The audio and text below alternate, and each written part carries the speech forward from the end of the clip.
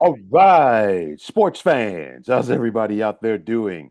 William Martin coming at you one more time here on YouTube with another edition of the 300 Pounds of Sports Knowledge Podcast. And on this edition of the 300 Pounds of Sports Knowledge Podcast, I have the privilege of being joined by the man, the myth, the legend. I'm talking about Mark Jenkins. Mark, how you doing today, man? Doing great. Well, how about yourself, bro? Man, listen, I can't complain one single bit. And that's the one thing sometimes when it comes to the world of sports is there is always some gossip. And usually I'm not one to dip my foot into the tabloids, if you will, the gossip pages, if you will, because that's what the National Enquirer and National Examiner and all of that other jive is for. But I saw something last week that really raised my eyebrow. It raised the eyebrow of a lot of other people out there. And we were all just saying, okay, did we see and hear what we saw and heard? And that was because in a recent appearance on a podcast, we saw and heard former Detroit Pistons Hall of Fame guard Isaiah Thomas claim that if you were to put Kevin Durant on the Chicago Bulls of the 1990s, that those Bulls would have still won 6 NBA titles. Now, aside from definitely needing to be drug tested, and as far as I'm concerned, this was a clear slight at Michael Jordan, who led those Bulls to 6 titles in the 1990s.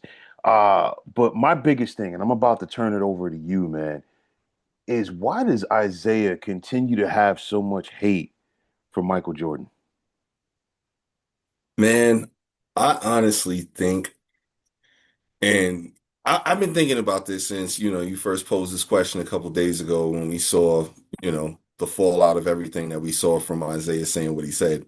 Mhm. And I've been pondering this, and where I've kind of concluded is Isaiah Thomas is jealous of Michael Jordan on many levels, but I think the main level, and I think a lot of people may overlook this, but it's right here on the surface for us to see.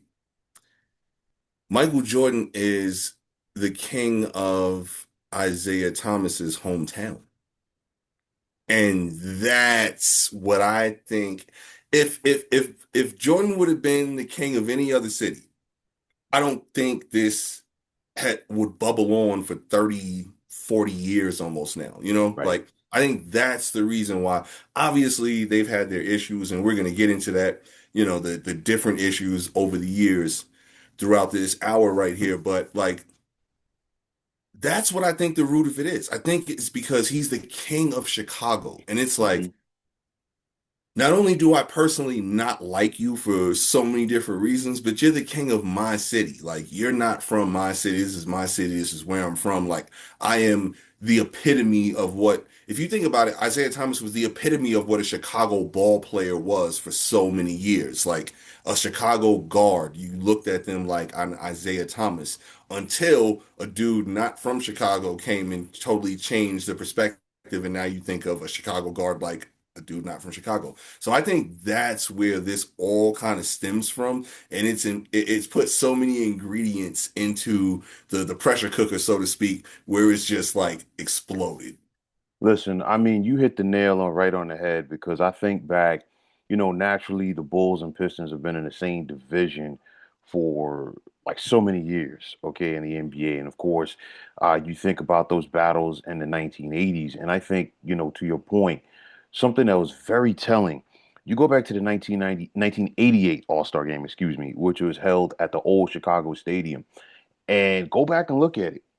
Every other player that was on that All Star team, whether West or East, that was from the city of Chicago, got cheered when they were introduced. Isaiah Mhm. Thomas was the only one who got booed. Yep. Okay, I mean, like, I remember right off the top of my head, I do remember Doc Rivers being a backup, like a reserve guard on that team. When he was playing for the Hawks, and of course, Doc was from Chicago, and it was one of those where just like starting with that right there, and of course, you think back to the Last Dance documentary when Mike basically called Isaiah an a-hole, and there was a lot of disdain from those Bulls and Pistons teams from that era. And to me, it's a lot of bitterness. And honestly, I feel like, and I've always felt like it's Isaiah's own doing because, number one, Isaiah has been salty since he was left off of the Dream Team in 1992. And of course, if you're talking about the best players at that time, Isaiah should have been on that team. Absolutely. You know what I'm saying? But listen, and I always said like this, Mike didn't want to play with Isaiah, but Mike was not the only one on that team that didn't want to play with Isaiah. And then, of course, again, a lot of it was Isaiah's own doing. You think back, in 91, when the Bulls, came up and swept the Pistons. I mean, the Pistons were the bugaboo for the Bulls for so long. And it was kind of finally, that little brother finally got the best of big brother moment. And, that should have been a situation where, you know what? We passed the torch. You beat us. Move on. Congratulations and go win your title. No, Isaiah and company decided to walk off the court. And you go back to the 1980s when Isaiah's Pistons finally got the best of Larry Bird's Celtics because they couldn't get past Boston. But when they finally did, the Celtics shook hands. You go back to the 89 finals.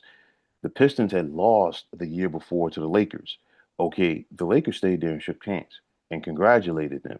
So it's one of those where why is it good enough for other people to do it for you, but you can't do it for them? And that right there has always hurt Isaiah. And it wasn't the only thing. You think back to the whole, like the comments that were started by Dennis Rodman. And of course, Isaiah kind of like supported it in 87 during the Eastern Conference Finals, the whole beef with Isaiah and Magic. And I mean, you just think about the bulk of the fights in the NBA at that time involved the Detroit Pistons. So there was no love lost for Isaiah. There was no love lost for Isaiah and Mike. And again, the rules were different then. And, to their credit, the Pistons were like, you know what? Okay, if you drive into the basket, all five of us are going to foul you because they can only call one foul. But Right. it was a lot of teams that did that. And I've said this to people before. Physicality was always around in the NBA. Those Pistons teams took it to another level because and I equate it to if you're doing 57 in a 55 mile an hour zone, your chances of a cop pulling you over for a ticket are remote. But then if you're doing 75 in a 55 zone, you're going to get a ticket. There's no ifs, ands, or buts about it. And I feel like that's what those Pistons did. And I feel like Isaiah's trying to play the victim card too much. But at the end of the day, he's looking for the respect that he deserves, but he's never going to get it. That's the crazy thing about it, man, is because like I feel, and I'm gonna go back to, everything else before, but I'm gonna just say this real quick. I feel with Isaiah, like if he would just like not piss and moan so much, so to speak, Hmm.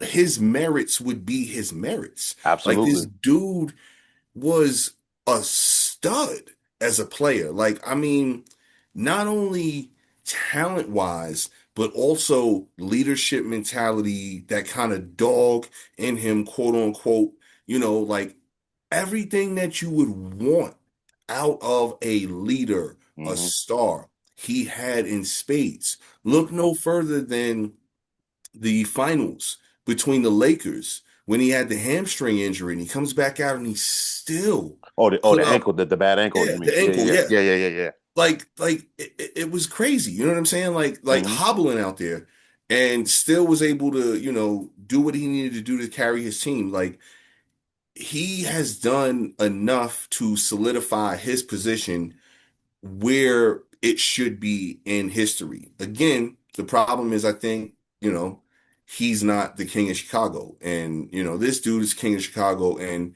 going back to what you were saying, their problems go way back, Hmm. their problems go back. I think their problems probably go back even before they started to face each other in the playoffs. Because you think about this. You made the point they're division rivals. They're going to face each other an enormous amount of times over the years. Hmm. So as Mike's coming up, Isaiah's like, can't stand this dude probably, like, because I see this dude's coming. Like we've heard Larry and Magic say a million times, this dude's coming, this dude's coming. Like we know he's right there. So Isaiah and everybody else knew this too. So Isaiah's knowing, all right, this dude's up next, and he's in my city again, and he's a division rival. So all of this stuff, just ingredients that you put in something that's gonna make either a hell of a Thanksgiving dinner or something that's going to turn into a Jerry Springer episode of Right, Thanksgiving. I don't know right. if you remember those Hmm. episodes when they would Hmm. have those crazy Hmm. things, Hmm. but this is basically what was going to happen in the situation, and we saw what's happened with that. Now, think about this also. This is another point with this. So now, once they start getting to a point where they're playing each other in the playoffs, we know that people can go from liking each other to playing in a playoff series and things get contested, and now all of a sudden there's no dinner invite next week. Oh, absolutely. So when you now add that into the equation, this got to a point where it just was huge. The All-Star game, to your point, definitely something to throw in there with Isaiah getting booed in his hometown, because now it's my people are booing me. You guys love this dude. He's an Hmm. outsider, but I'm actually from here, and you guys are booing me. You throw all this into it. We all know there's no ego like the pro athlete's ego.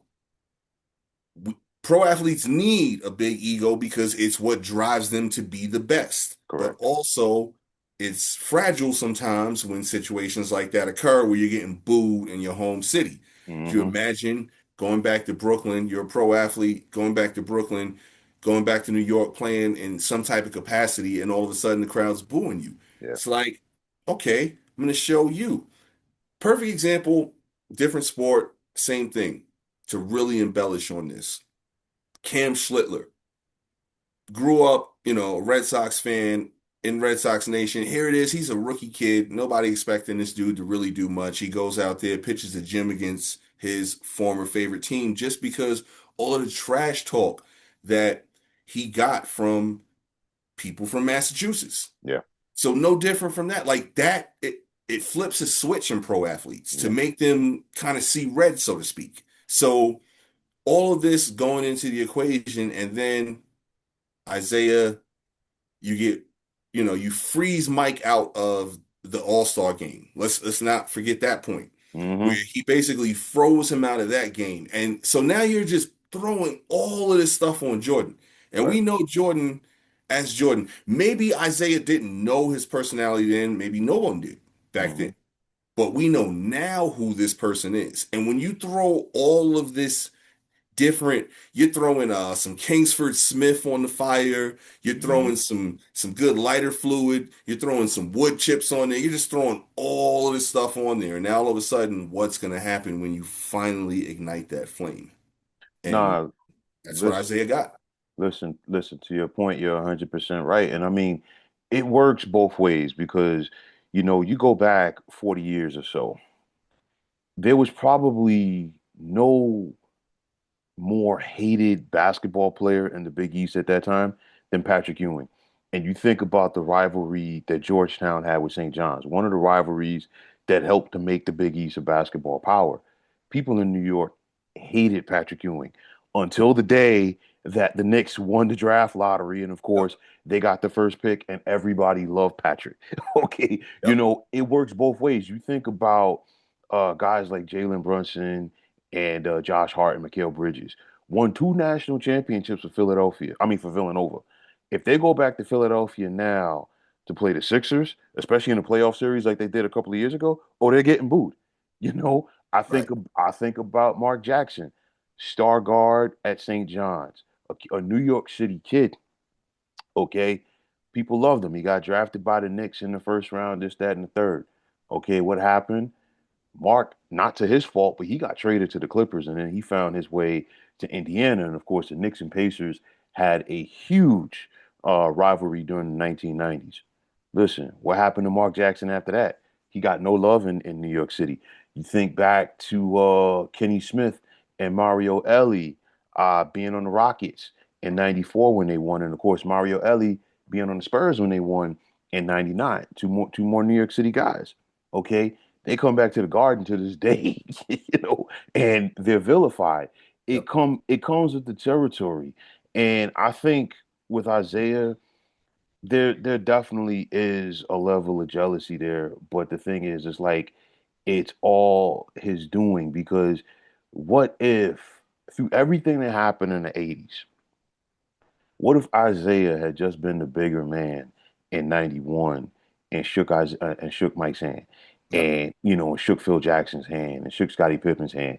And I remember when the Pistons lost to the Knicks in '92 in the first round. That really was the icing on the cake for that Pistons run.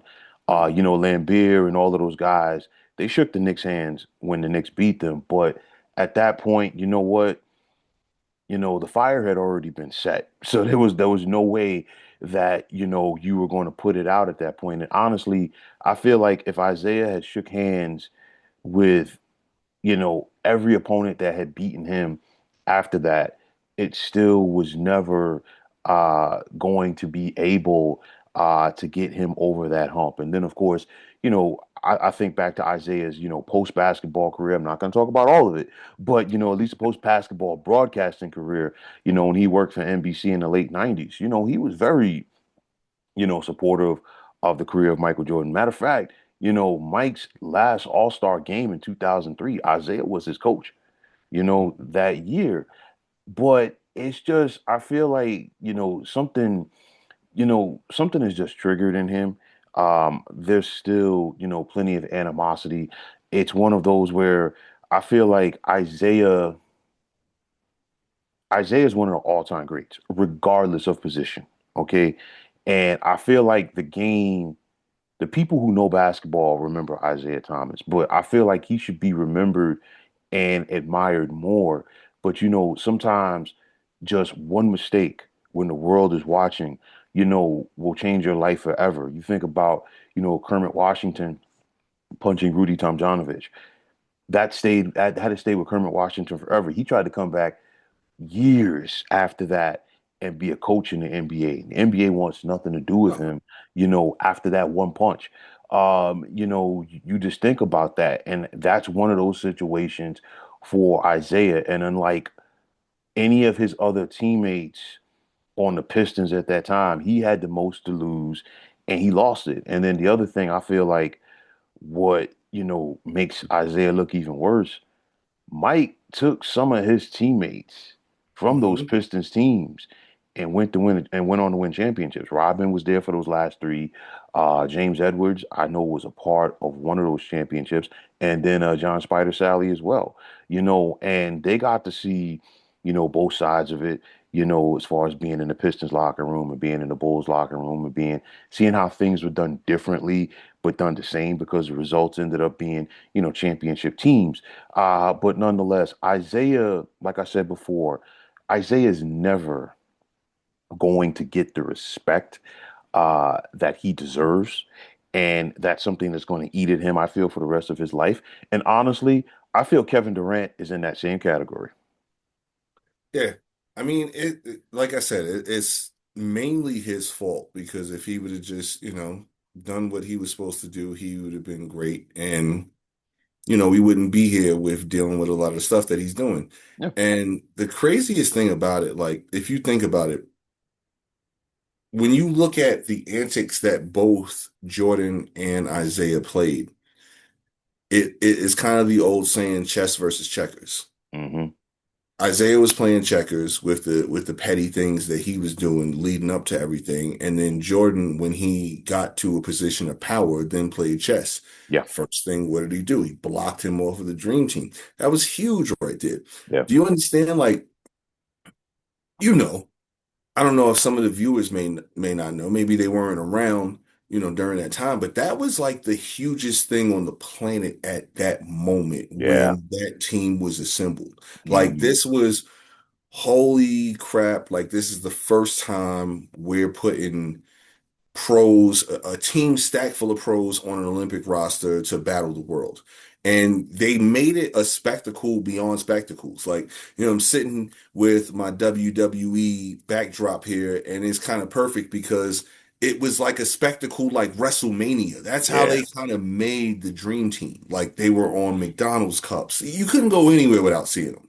Listen, So Isaiah not being on that, to your point, his ego, that right there, I think is the biggest thing that he will never be able to be okay with. Because think about it, he's got 2 rings. He's a Hall of Famer. He's recognized as one of the greatest players to ever play the game, one of the top 10 point guards easily without, you can't think of 10 point guards better than him, probably. honestly, I really can't think of three. You know what I'm saying? Yeah, That's how yeah, I view him, man. yeah. He had the total package. He had the clutch gene, the Yeah. leadership, he had handle, The defense, like everything he you was wanted, he man. was everything. Yeah. But, like the fact that he wasn't on that team, I Right. think that's the part that he'll never be able to get over because everybody knows he was supposed to be on that team. Absolutely. And the fact Absolutely. that he wasn't, and then he get what does he get? He gets the consolation prize Dream team too. of being on Dream Team 2 with mostly a bunch of younger players at that point. And then I think it was him, and there was like maybe Dominique. 2 other older statesmen on that team. Yeah, But even those guys weren't up to his level. It nah. was like a Mitch Richmond. Like Yeah. he was an older guy on that team. Hmm. Um, yeah, but I Dominique mean, was on that team. I think Larry Johnson. yeah. I think Alonzo, Shaq, Yeah, and uh, at that point, those Derek are all Coleman. still younger guys at that Yeah, point, right, like but right. but Mitch Richmond and who's the second guy you just said right Dominique, behind Dominique? Dominique. Those were Yeah. the only 2 like older statesmen on that team with him. Hmm. Dominique, yeah, he can kind of maybe walk in the room with Isaiah at the same time, and it's okay. But Right. Mitch Richmond, no disrespect to Mitch, he's Hmm. not walking in the room with Isaiah Thomas at the same time, and No, he's getting the same amount of like no. handshakes and hugs as soon as he walks in. He's getting Right, the secondary ones when him and right, Isaiah walk in a room together. right.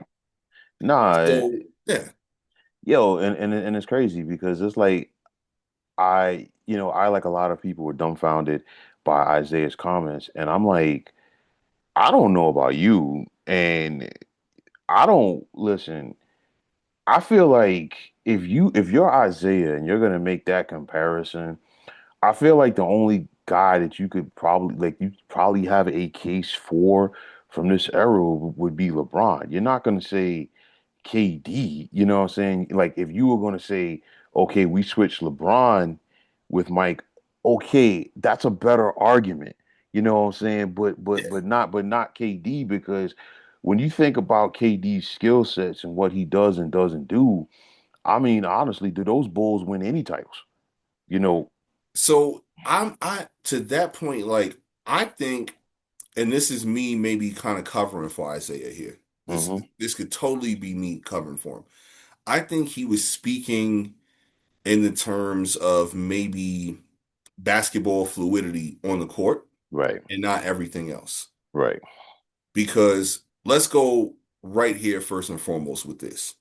There's no way in hell that Kevin Durant is mustering up or summoning the things that he needs to out of his teammates Mm-mm. to drive them and pull them to do certain things to win 6 championships. Like, Listen, let's go there first and foremost. listen. Before I allow you to elaborate on what you just said, remember, and we can talk about him going to the Warriors, but when he was on the Warriors, he said to the media, "I don't want to be the leader." Nope. Okay, so again, like when you are that top guy, you know what? You have to have. an over my dead body mentality as far as, you know what, you're not beating us. And when Kevin Durant said, "Hey, I don't want to be the leader," that immediately disqualifies him from any type of conversation like that, man. Like, bro, like seriously, like I said, Mike played mental games with people from time to time. And we all know in sports, sometimes it's needed to get the best out of someone in certain situations if maybe they can't see it in themselves. Maybe they need someone that's close to the situation that can see it and help bring it out of them. This is a dude that has been on record time and time again saying he wants no part of that.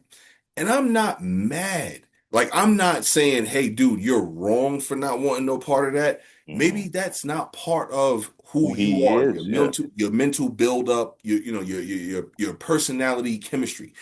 I'm not knocking any of that. But Isaiah could not have taken into account that aspect. I hope he like again, I'm speaking for Isaiah because this is the part that blew my mind more than anything. If you want to talk an X's and O's basketball on the court thing, no way in hell he's gonna compensate for 6 rings. Right. Maybe two, like he did with Golden State. Maybe Hmm. if you throw him on that Bulls team, maybe you get 2 rings with Hmm. that team. Right. I don't know who the leader is on that team. Maybe Pippen steps up and becomes the leader of that team. Who knows? That's another thing for we throw it in a 2K blender and maybe we see something like that happen. Hmm. But the fact that Isaiah like did not think about this before he spoke, the mental aspect, Mike literally like drove everyone to be better than what they were. John Right. Paxson's not John Paxson if he wasn't on that first 3 championship run team. Right. Steve Kerr is not Steve Kerr if he isn't on that second championship run team. Steve Kerr, shout out to Steve Kerr, but let's just talk about a horseshoe up the ass going back to Arizona and then, just the trickle down effect.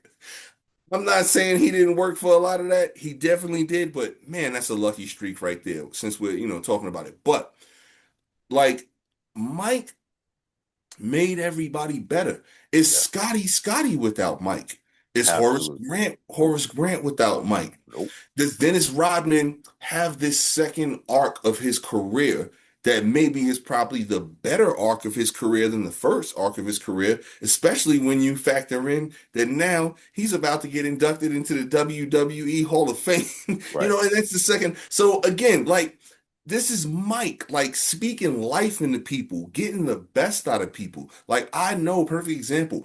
When I'm around people that can talk to me and they get the best out of me, I'm able to produce on levels that maybe I didn't think I was able to that day. Right. Same thing when I'm able to breathe that sort of life into other people. That right there is something that you cannot put into an attribute when you're rating someone. That's something that's unspoken, and we know that when it comes to sports in particular, there's not many people in the history of all sports that has had that quality in spades like Michael Jordan. So for the fact that Isaiah Thomas can spew that nonsense without even taking that into account, I think he had to be just talking about X's and O's. I really do.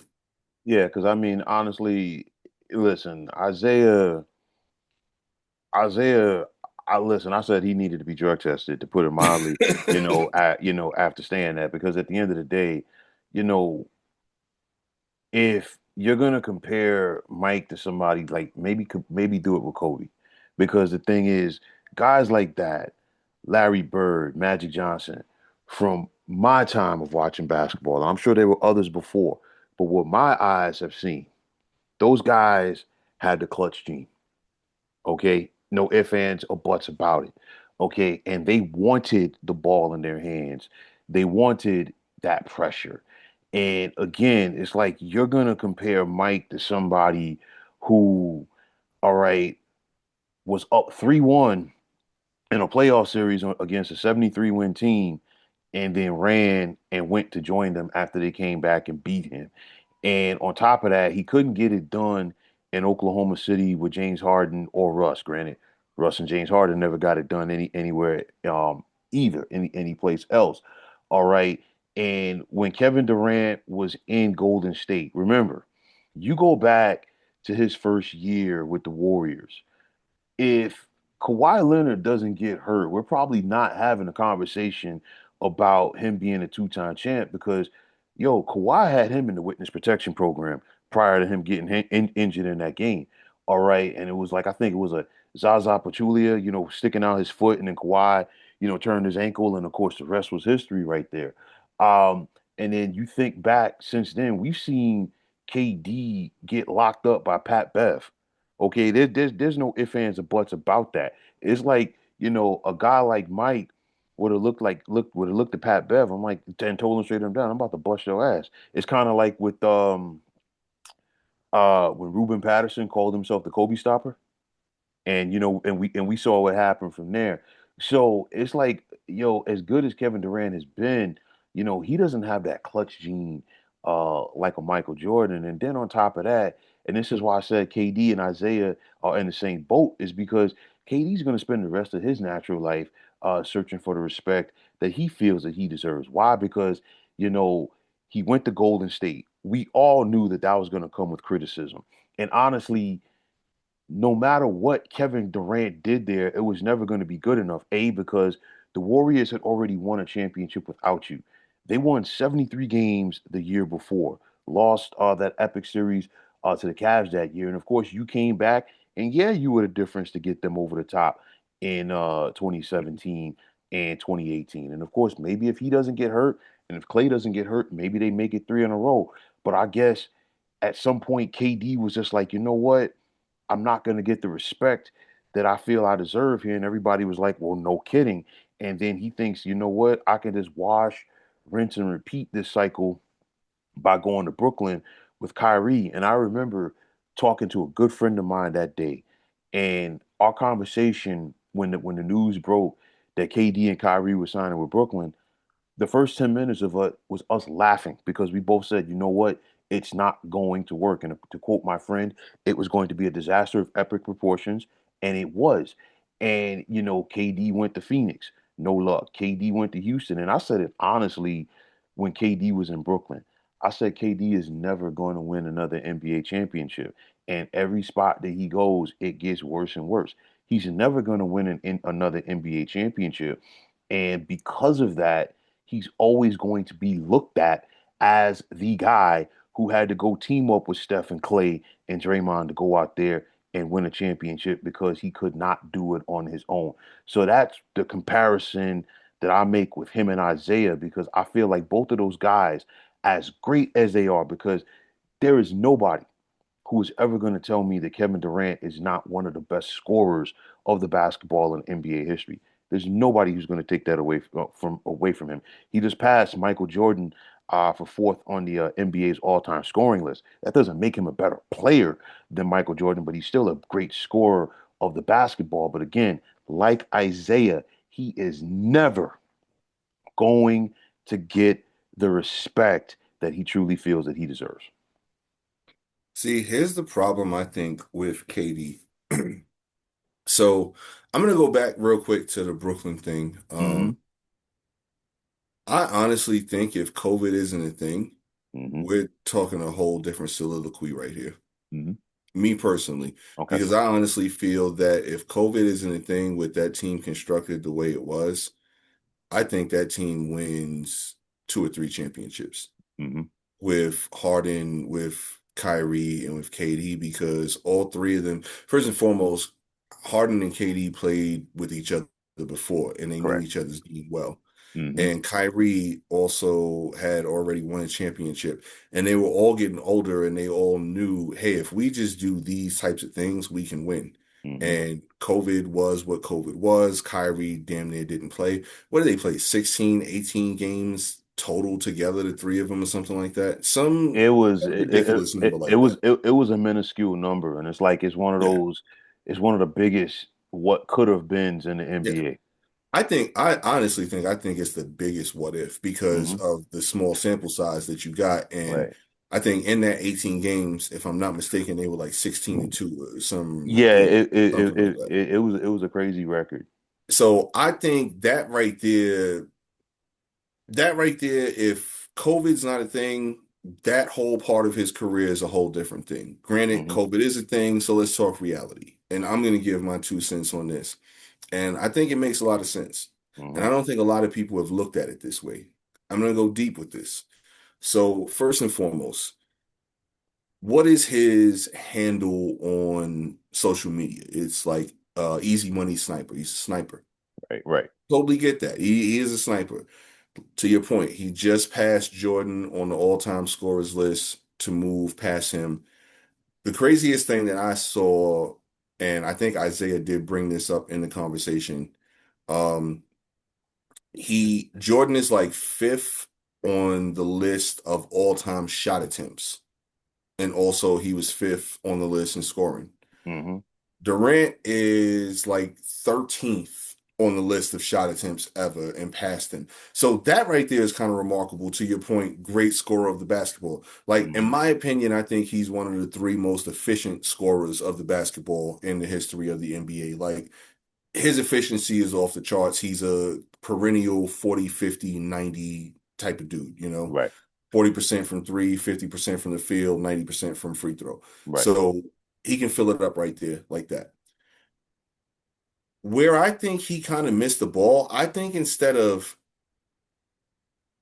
him embracing what he was, because what was he with Golden State? He was a hired gun. He was a Yeah, sniper. yeah, He was brought in yeah, to essentially send the kill shot. yeah.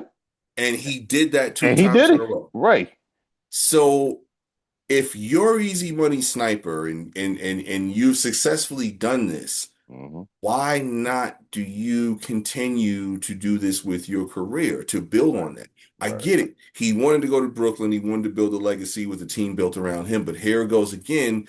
In Brooklyn, yes, the team is built around you, similar to OKC, but just like similar to OKC, you have a point guard who is more polarizing in the way of leading the team. So you're going to go back down that road. And I guess he was more comfortable going back down that road. Sure, fine. Again, COVID happened, nothing worked out with that. right, From there, recognize your easy money sniper. Continue to be a hired gun. He tried to do that, but here's the problem. He aligned himself with teams that weren't ready to just have that final piece of the right, hired gun to right. carry them over the top. He aligned himself with teams with younger players that he thought he could gel with, and Hmm. he could be that final piece. No, Phoenix, maybe I could see where he thought that because they were previously in the finals, in that finals against Milwaukee, where that was the finals. Honestly, they should have been in the finals if all of Right, that didn't right, happen. right, So he's probably looking at them like they're just me away. Get it, got it, perfect. But what happened with that team? You subtracted the heart and soul of that team. Yes, you still had Devin Booker. Yes, you still had other pieces, but there was no more Chris Paul. Chris right. Paul was the engine that drove that team to the finals because that was Chris Paul's Last holy chance. shit, I need a Right. championship. This Yeah. so when you subtract that now, it's not the same No, team. And no. that's what happened there. And now with Houston, they've got a lot of good stuff going on, but they're not a Kevin Durant away from winning a Nope. championship. Nah, They're not. nah. And that's where I think him and his representatives, they needed to do a better job of aligning himself to the perfect point where it's like when you watch those war movies and they call in the sniper, you Yeah. know, like usually his name's like Vladimir or something like that, but he's got a good shot, you know, and that's why you're calling him in to bring him in, you know, Right. like to finish the job. And that's where I think he missed the boat on his legacy after Brooklyn. Listen, it's one of those where I think KD looked at how LeBron was able to move around from multiple teams and win championships. But of course, what we're forgetting is that hey, LeBron never went to a new spot and won in the first year. There was a lot of moving around Mhm. on the roster, for to like in order to make it work. And honestly, there were a lot of reasons that I knew that it wasn't going to work out for Kevin Durant when he went to Brooklyn. The biggest thing for me was I felt like he couldn't deal with the media in Oklahoma City. He couldn't deal with the media in the Bay Area. So what makes you think that he's going to be able to deal with the media in the media capital of the world? And then, we saw he decided to team up with Kyrie. We saw Kyrie leave LeBron. And we saw Kyrie go to Boston, and Boston got worse in the time that Kyrie was there in comparison to like before he got there. So now you're bringing them in together. Kyrie completely did not respect. Well, first they had Kenny Atkinson, and if you remember, they ran Kenny Atkinson, Oh man. and you remember they ran Kenny Atkinson out of town before they even played.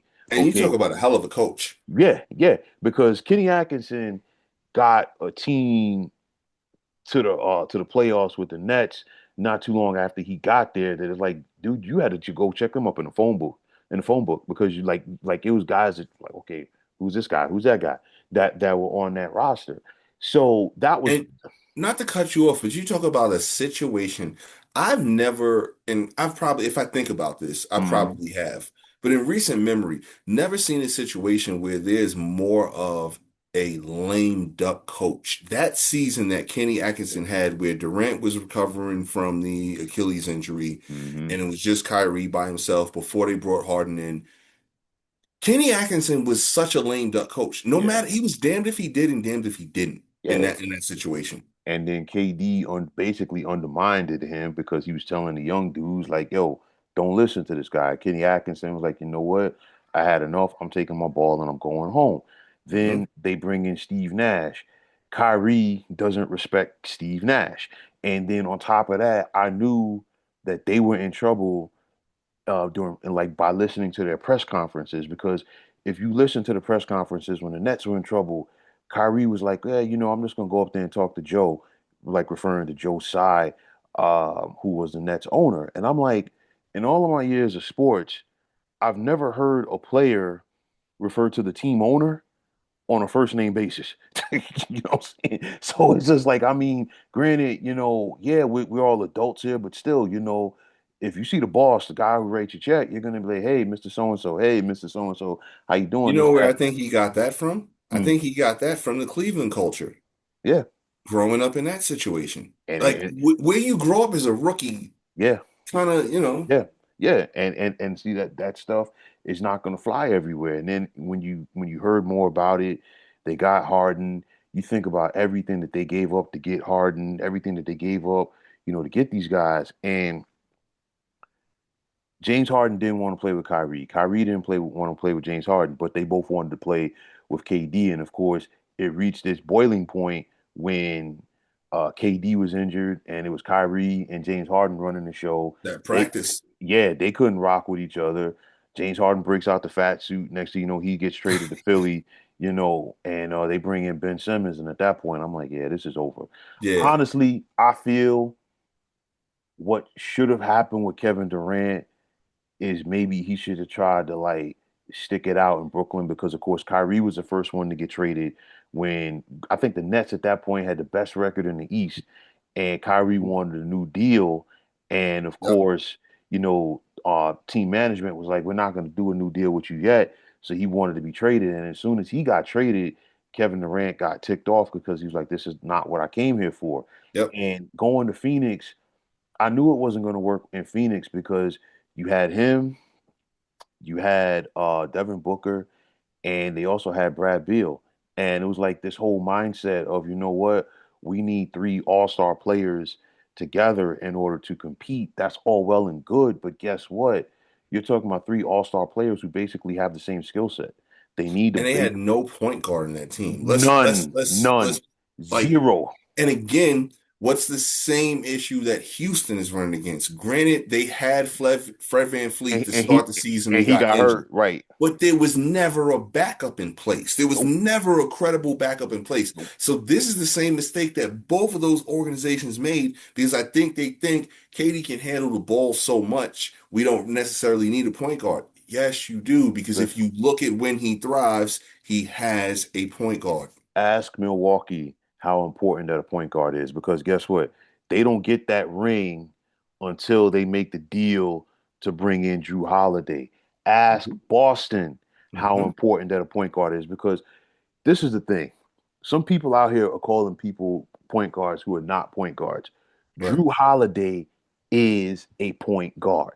Okay. Somebody like Steph Curry is not a point guard. And that's why, it infuriates me when I hear people talking about, oh, they want to compare Steph to Magic as far as like being the two best point guards in NBA history. No.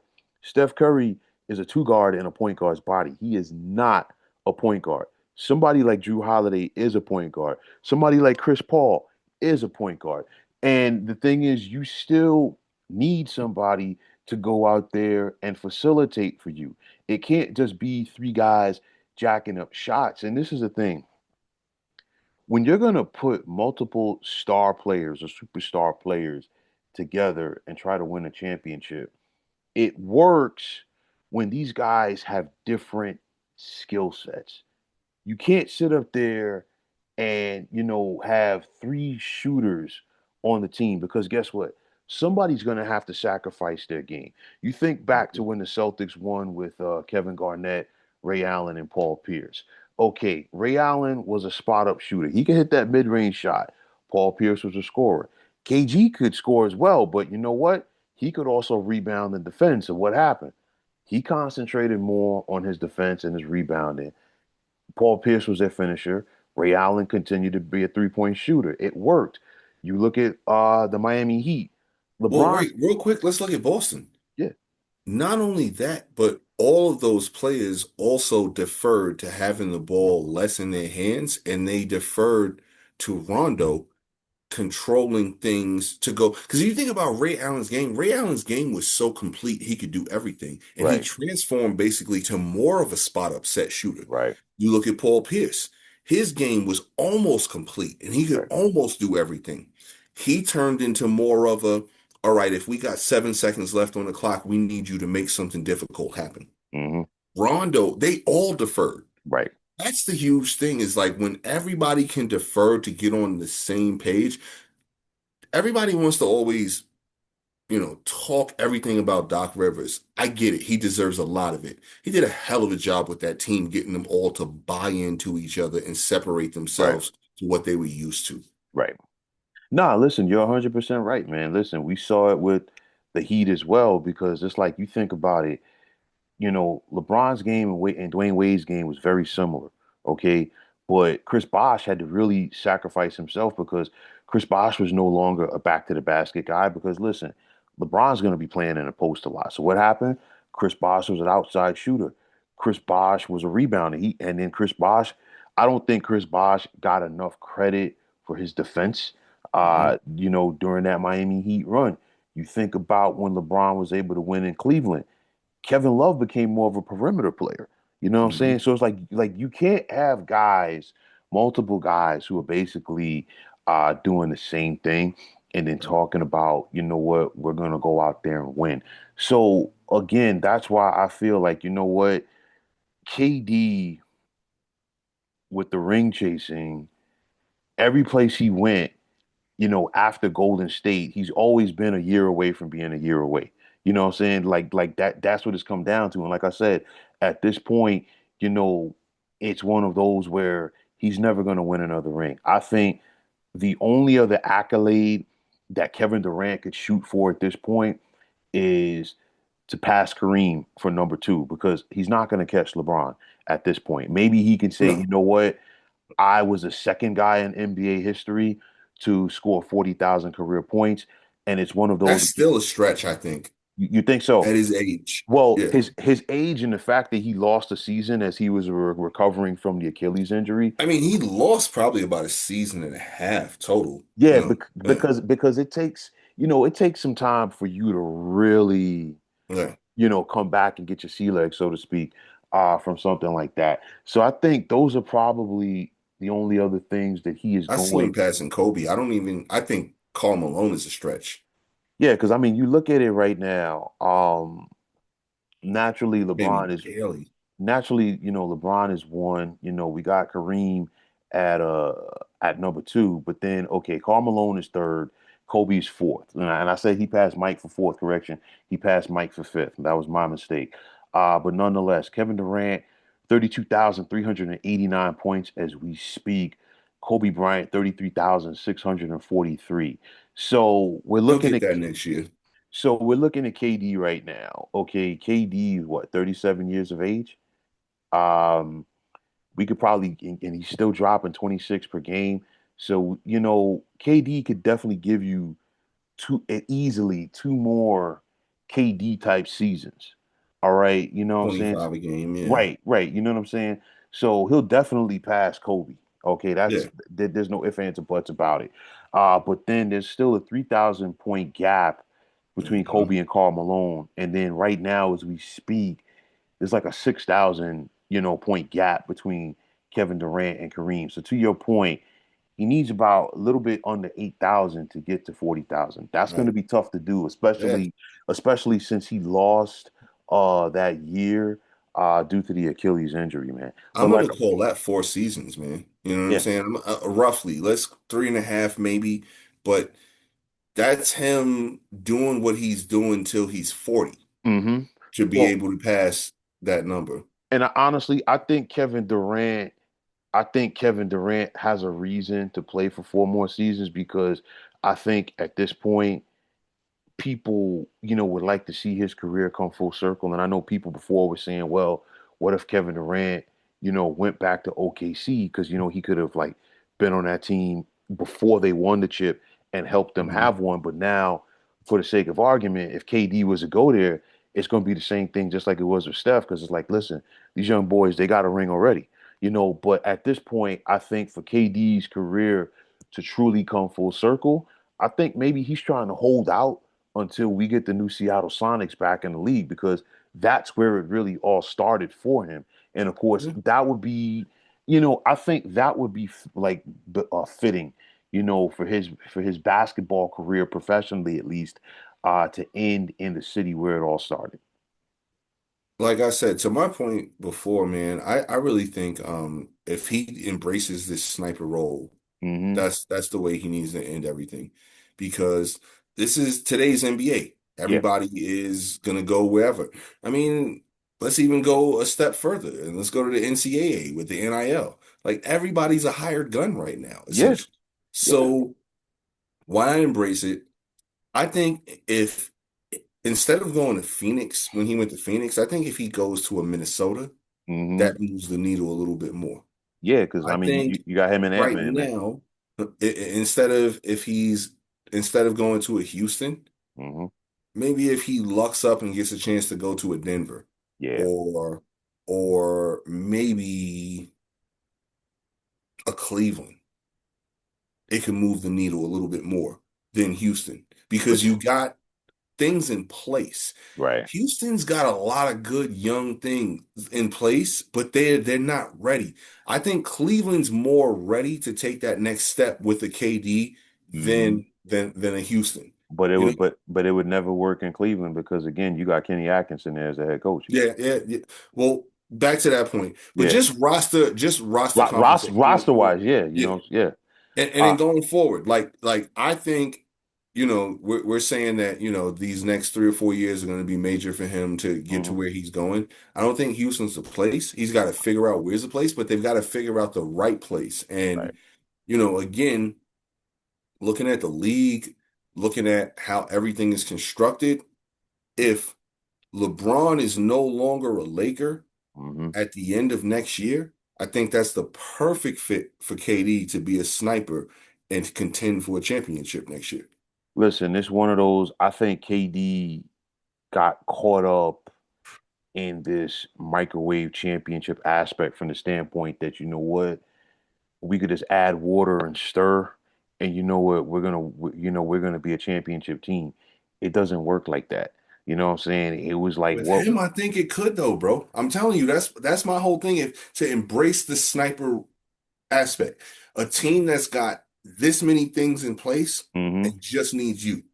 Well, to your point about the Lakers as an example, I mean, you figure they've got a lot of contracts coming off the books after this summer. So they're gonna be bringing in, some new guys. would it work right away? I don't know. It's like but like you said before, he needs to go someplace where he's that missing ingredient. You know He's what I'm not the saying? guy. Yeah. Nah, right. And it's like right now in Houston, to your point, he's not the missing ingredient.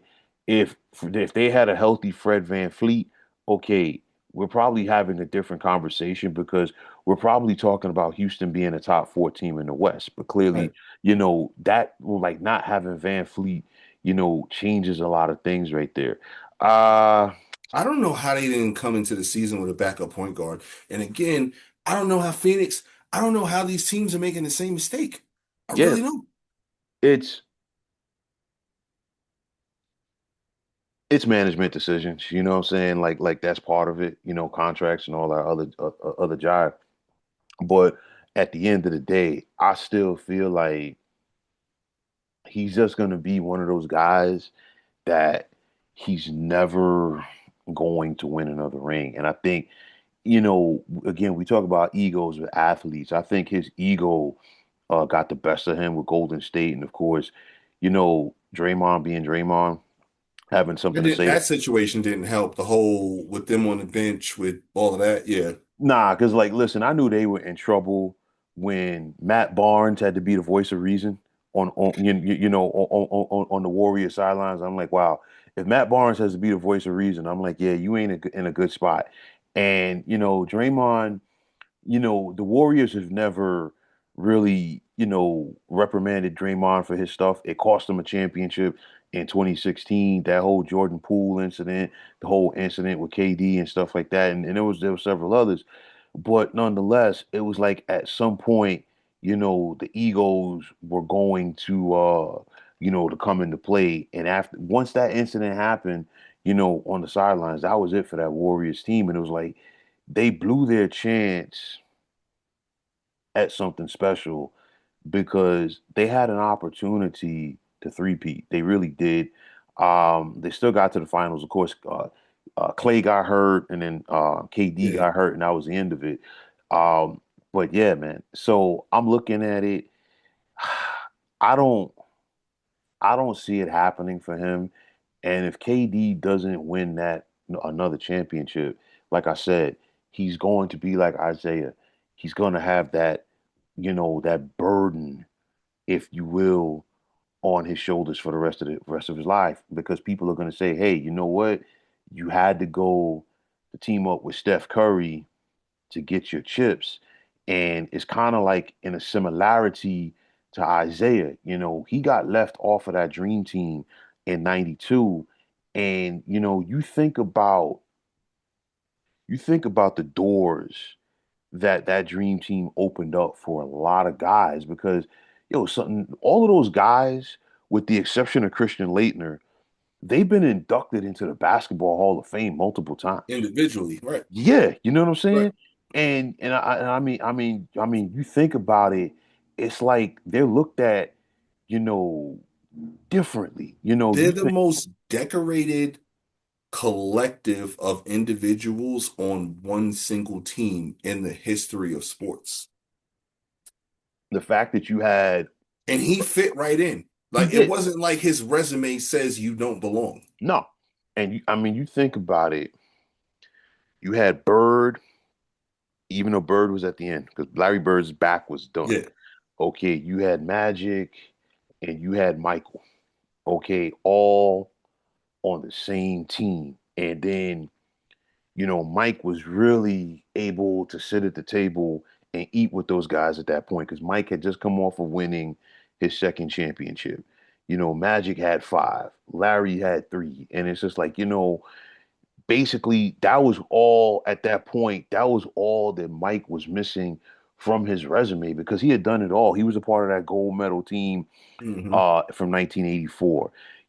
He had the winning shot in the championship game in North Carolina in 82.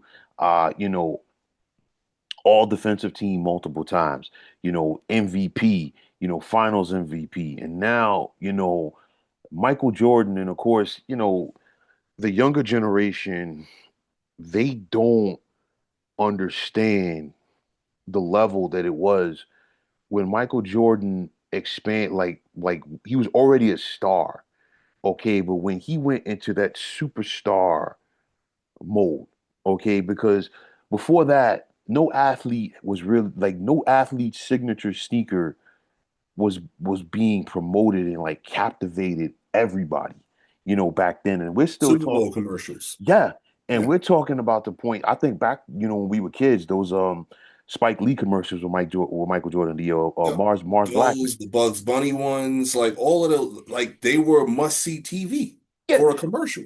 and to that point, you figure Mike has not played in the NBA in more than 20 years. And still his Jordan brand, we're not even talking about sneakers, but his Jordan brand is still one of the most, popular things out there. And It's the second most worn brand by athletes in America and behind Nike, right, right, which is the same thing essentially. right. You know what I'm saying? And, I think Isaiah, again, seeing all of that, getting left off of that team, you know, that eats at him. And Hmm? it's going to eat at him. And honestly, I think at some point Isaiah's going to have to look in the mirror and point at himself because I don't think he has really ever, embraced the fact that, what, I screwed this up. So with that said, do you ever see Mike and Isaiah ever having a peace treaty? I think the only way that happens is if Isaiah reaches out first. I don't think Mike's going to reach out first. I mean, Mike is Mike, Isaiah is Isaiah. Granted, Hmm. both of them are well off. They're probably not worrying about when the light bills due. Right, So, you know, that's not a situation there. And we know with pro athletes, we have egos that are going to be bigger than the actual person themselves. right, So Mike, he's in a situation where what's the point of him having to reach out to Isaiah to, mend fences, so to speak? right. It's got to be Isaiah. And I think that if Isaiah does do that, and here's the crazy thing, we are a forgiving society. We love a good redemption story. We love a good, holy crap, these two people have hated each other for years and now all of a sudden they come together. We love that. Hmm. If Isaiah does that, this could be something big that can maybe recoup him some of the things that he may have lost over the years. Right. Maybe not necessarily on Not the everything. basketball court, so to speak, Right. but something. Hmm. If he extends the olive branch, I'm pretty sure Mike will probably be like, you know what, let's be bygones, especially because that's going to do nothing but give him even more positive publicity that Right. Mike is forgiving him, so to speak, after all of this. So if Isaiah does this, this could be great, you know? But what I want to see first, before that, is I want to see Mike and Chuck reconnect. Yeah. That's the relationship that me selfishly, personally would love to see because here it is. They were great friends for Right. years, and now all of the BS over just something like that. That's what I would love to see. I mean, it's one of those where, like, I think for that to happen, I think you would need somebody like a Magic to broker peace. You know what Can't I'm be saying? Tiger after Oh, no, no, no, no, no, no, no, no, no. But but he might have been okay before, but yeah, yeah, yeah. If we had this conversation, well, Wednesday, maybe it was kind of like, too short. Damn, it was all good just a week ago. You know, but yeah, but I mean, you think about it. Like you said, Mike and Charles Barkley, they don't rock. Mike and Scotty don't rock either. yeah, Mike with some of his other Bulls teammates, they don't rock as well. I think those relationships, I feel like they have a better chance to have fences mended than they will with Isaiah because unless Isaiah is an older man, like in his late 70s, and he wants to see something happen, would it happen, to that point? Because you would have to, I really feel at this point, for it to happen, you would have to get somebody like a Magic Johnson or maybe like an Adam Silver, somebody like that, in the room that could like maybe, have them have a grown man therapy session, if you will. You know what I'm saying? But I'm Yeah. like, other than that, listen, Mike ain't reaching out to Isaiah no time soon. No, You know no. what I'm saying? Mike's just gonna sit back and count his paper, and that's gonna be it. And to that point, um, Mike the businessman his post basketball career has accomplished all of the things that Isaiah wanted to accomplish because a lot of Isaiah's ventures, if you will, didn't work. I mean, he ran the Mhm. CBA into the toilet, and of course, people nowadays, they don't know. Like the CBA was a G League long before, Right. we even thought about the G League and stuff like that.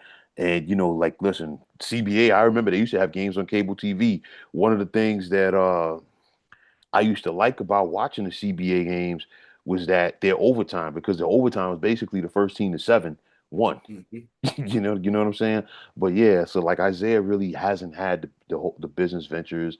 Of course, you could take your pick as far as his debacles with the New York Knicks. Of course, the whole Anuka Brown Saunders trial. We can go right down the list. It hasn't been good for Isaiah, but I Now think when that you mention all of that, hmm this will honestly be my last note on all of this, man. hmm Because I'm a firm believer in this karma, man. yeah, You reap what you sow. yeah, You get what you put out. yeah. And if you're gonna put out the BS in the beginning, you better expect the BS in the end. Yeah. And listen, again, like I said, Isaiah, and it's truly unfortunate because he should really, and I mean really, be remembered more, for what he did. Finals MVP, Mhm. 12-time NBA All-Star, two-time All-Star Game MVP, first NBA All First Team three times. He was the That game all against the Lakers will go down as one of the greatest performances ever. yeah. Absolutely, man. It's like, I mean, you think about it, you know, the clutch gene that Isaiah had, with what he did. I mean, he's still top 10 all time in assist. You know what I'm saying? And it's like, listen, for his career, he averaged more than 9 assists a game. Um, of course, his best season as far as the assists go, he averaged nearly 14 assists per game in 85 for the Pistons. All right. That's how good, that Right. he was. And like Isaiah was a leader because, Isaiah and like he was straight up about it because I watched the roundtable a while back and him and Charles Barkley were on the panel and he told Charles Barkley straight to his face. He was like, listen, if we saw you get going early, yo, we're in the huddle. I tell guys straight up and down, yo, go after him and go after him with the ball. We want him to Hmm. commit fouls because we want him out of the game. Listen, Isaiah had a dog in him, you know what I'm saying? And it worked. But it was just the fact that, again, sometimes a moment just stays with you forever. If the Pistons are just shaking the Bulls, well, were willing to shake the Bulls' hands, Yeah. in '91, we're not having this conversation right now. Water I under the think, bridge. yeah, you know what I'm saying. But with all of that said, it's just like that was just it, man. Yeah, man. Like it's crazy how one moment, and Hmm. to anybody out there listening, like not just one moment in sports, but one moment in our life, man. Yeah. Like just do the right thing, be a good person, because that one moment when you are not, it could Hmm. screw you. Yeah. Yeah.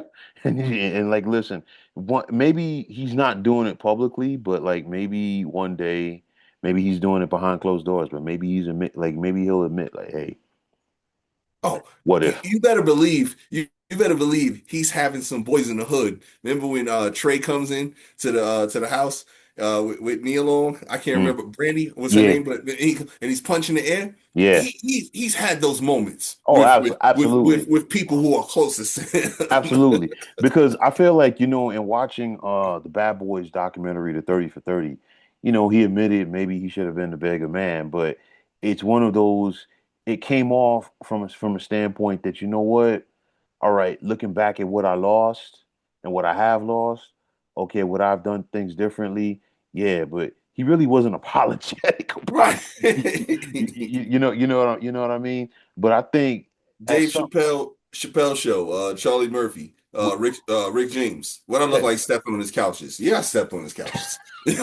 or Like one of those moments. well, you mentioned Chappelle's show. I was thinking more like when keeping it real goes wrong.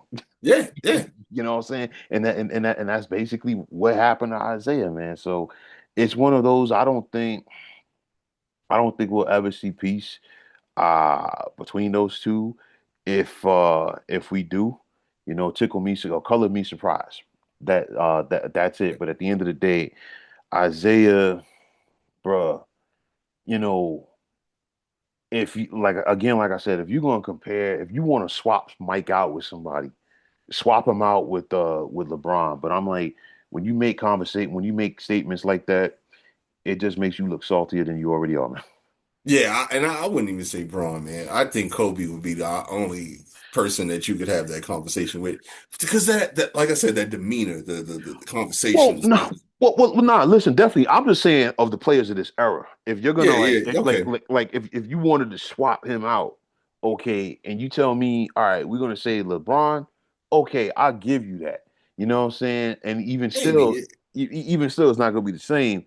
right. But for you to go up there and say KD, I'm like, yeah, man, Yeah, he's just, he's being a petty patty, as people like to say, man. right, right. You know what I'm saying? So it's like it's like saying, you know what, we're gonna swap Wilt out with like Alonzo Mourning. And no disrespect to Alonzo, who was a Hall of Fame center, but as good as Alonzo was, he's not on Wilt's level. And that's the Right. thing. Even though we're talking about the Hall of Fame, which is the greatest of the greats, they still have levels to it, you Yep. know, across every single sport. When you think about the NFL and people tell you or ask you who's the greatest defensive player, right off the bat, they're talking like one of the first people that comes to mind is Lawrence Taylor. You're not going to sit up there and say, you're not going to put John Randall in that same conversation. That's not a disrespect to John Randall. Still phenomenal defensive lineman, but he's not Lawrence Taylor. You understand what I'm saying? And I Total feel like, different. yeah, you know what I'm saying? So like that's why I felt like, that whole thing when bringing KD into the conversation was a huge reach for Isaiah. And honestly, it's just a completely bad look for him, man. Who's next on the list? Do you know off the top of your head for possibly passing Jordan in scoring? Let me see, because I can tell you, Because the reason I ask this is because this may be the next time that we see Isaiah surface. well, okay. Let me see what it's looking like here for the points, because KD just passed him for number five. Uh, James Harden needs about another 3,000 points. So we're talking Okay, about so another. we'll see Isaiah in a season and a half talking the same stuff. Well, listen, Talking James Harden. If you put him in that Bulls, listen. If Isaiah comes back and says James Harden, I think people will literally fall out of their chairs because I mean, come playoff time, we see James Harden on the side of a milk carton every single year. right, every year. So it's like, so I mean, hey, but you know what? Sometimes when people are salty, people are just straight up salty. You know what I'm He's saying? he's he's got a grandkid or a grandnephew in his ear saying, "Hey, Unc, let's stay relevant. Let's just bring up Listen, some stuff and stay relevant." Isaiah has too much of a basketball IQ to say what he said and think that people are not going to look at him sideways. Oh yeah, See, it's his head of content creation, man. That's who told him to say hey, well, that. listen, we live in an era, unfortunately, where you know what, people just say whatever they need to say or want to say in order, for the clicks and stuff like that. Maybe this was Isaiah's clickbait moment because it's one of Yeah, those where it's kind of like the guy, I don't remember his name right off the top of my head, but the guy who's been trending on Twitter this weekend because people have been getting at him because he basically said, and he's supposed to be a sports guy in Chicago that claims, you know what, I don't know who George Gervin is, and is like defending like the whole Caleb Williams and that whole Iceman controversy and stuff like wow. that. And mind you, George Gervin played for the Bulls. Okay. Right. at one Right. point. So it's just like it, it's kind of like that. And it's kind of like, the stupider thing that you say, the more clicks or whatever that Yeah. you get. This is Isaiah's clickbait moment, man. Oh yeah. He's got somebody. He's got a YN in charge of his in charge of his stuff. Social media. Right. It's not really him posting people, just so we know it's not really him. Yeah, yeah, he's gonna do a Dave Chappelle. Yeah, that wasn't me. That was digital. Right. But yeah, man, that's going to wrap it up for this edition of the 300 Pounds of Sports Knowledge podcast. And as always, Mark, man, thank you so much for taking the time out to join me on this, man, on this convo. And like I said, when I saw this pop up the other day, you were definitely one of the first people that popped in my mind. I was like, man, we got to say something about this. Yeah.